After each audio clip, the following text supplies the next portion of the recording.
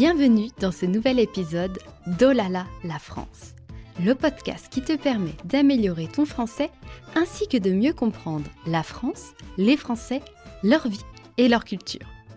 Moi c'est Manon, ton hôte et ta professeure de français. Sers-toi une bonne tasse de thé, de café ou de chocolat chaud et c'est parti. Bonne nouvelle, tu peux accéder gratuitement à la transcription de cet épisode via le lien en description. Et pour aller plus loin, rejoins Oh là là la France plus. Tu y trouveras la transcription complète, des exercices avec correction, des bonus exclusifs, l'accès à la communauté d'Oh là là ainsi que des épisodes en exclusivité. Tu t'es peut-être déjà demandé, qu'est-ce qui fait rire les Français ? Ont-ils un humour différent des autres pays ?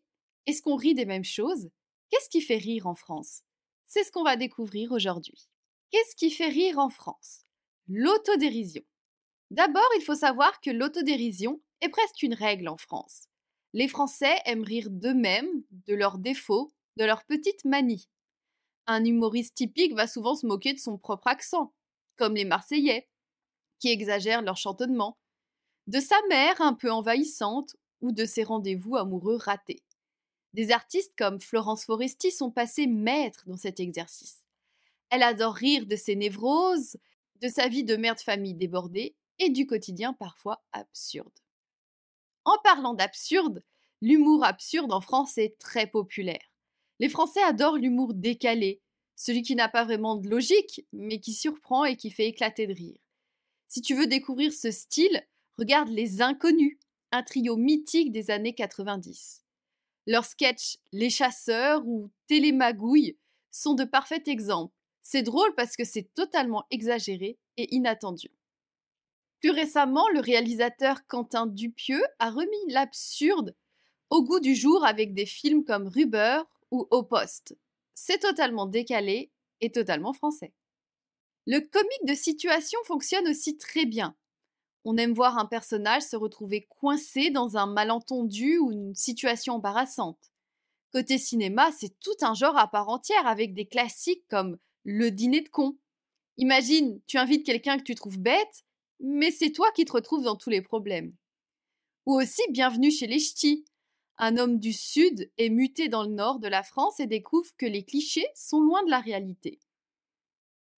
Ces histoires fonctionnent parce qu'elles sont universelles, on s'identifie facilement aux personnages et on rit de leurs mésaventures.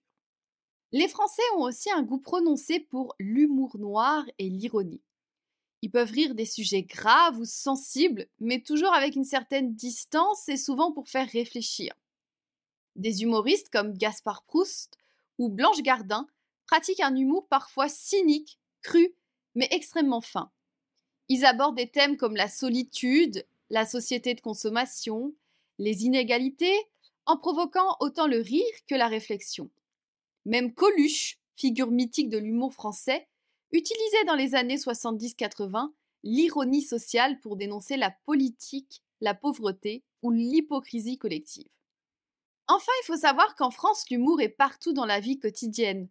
Un collègue qui lance une blague pendant une réunion, une grand-mère qui fait une remarque piquante mais affectueuse, un ami qui imite les accents, et aussi dans les publicités à la télévision ou à la radio. Faire rire est vu comme un signe d'intelligence et de convivialité. Même dans les publicités, dans les slogans, dans les films, l'humour est omniprésent. L'humour français ne date pas d'hier. Déjà au Moyen-Âge, dans les foires ou dans les spectacles de rue, on utilisait la farce pour faire rire le public. La commedia dell'arte, très populaire à la Renaissance, a aussi apporté son goût pour les personnages exagérés et les situations burlesques. Au fil du temps, les Français ont cultivé un humour qui mélange intelligence, absurde, critique sociale et légèreté. Des auteurs comme Molière au XVIIe siècle utilisaient déjà la comédie pour faire réfléchir tout en faisant rire.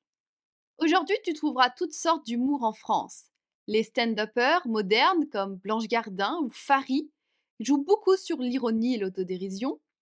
Les comédies au cinéma comme Qu'est-ce qu'on a fait au bon Dieu se moquent des clichés et des différences culturelles. Et sur les réseaux sociaux, l'humour court, visuel et absurde est devenu très populaire avec les mèmes et les vidéos de TikTok. Même les campagnes de publicité en France aiment utiliser l'humour pour se démarquer. Mais attention, ce qui fait rire en France ne fait pas forcément rire ailleurs. Et c'est là que ça devient intéressant. Par exemple, l'ironie française est très fine, parfois piquante. On adore dire le contraire de ce qu'on pense pour se moquer gentiment ou pas si gentiment. Dans certaines cultures plus directes ou plus littérales, cette ironie peut sembler froide, blessante ou même malpolie. Autre particularité, l'humour noir. En France, on n'hésite pas à rire de sujets sensibles. La mort, la maladie, la politique, les catastrophes. Pas pour choquer gratuitement, mais souvent pour prendre du recul sur les réalités difficiles. Pourtant, cet humour peut sembler de mauvais goût ou choquant dans d'autres pays où certains sujets sont tabous. Et ce n'est pas tout. L'humour absurde n'a parfois ni queue ni tête et peut dérouter ceux qui s'attendent à une blague avec une chute très claire. L'autodérision, très courante en France, n'est pas toujours naturelle pour tout le monde. Dans certaines cultures, parler de ses propres défauts en public n'est pas valorisé. Bref, l'humour français a ses codes, ses nuances et son rythme. Ce qui fait rire un Français peut laisser perplexe un Américain, un Japonais ou un Italien, et inversement. Regarde un film comique en français, écoute un humoriste francophone, lis une bande dessinée drôle. C'est un excellent moyen d'améliorer ton français tout en découvrant l'esprit de l'humour français. Et toi, qu'est-ce qui te fait rire en français? As-tu un humoriste ou un film français préféré? Partage ton expérience dans les commentaires ou sur nos réseaux sociaux. Merci d'avoir écouté cet épisode. Et si tu veux aller encore plus loin, rejoins Oh là là, la France Plus pour des ressources exclusives, des exercices et encore plus de contenu pour découvrir la culture française avec plaisir. À très vite pour un nouvel épisode, en français bien sûr.